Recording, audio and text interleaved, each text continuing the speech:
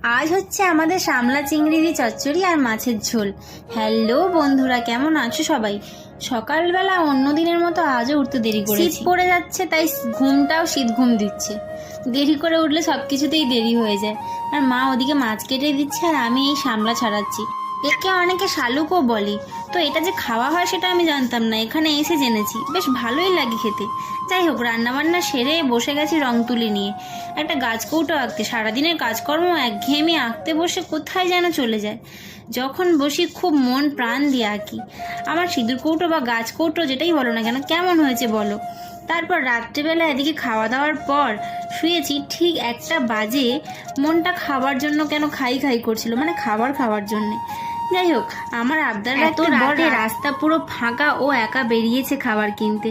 তো ওই যে আসছে হেঁটে হেঁটে আমার জন্য খাবার কিনে নিয়ে এসে একটা চিপস, ক্যাডবেরি আর থামস আপ। আমি খেয়ে একটু শান্তিতে ঘুমালাম। তো আমি ঘুমাতে যাই।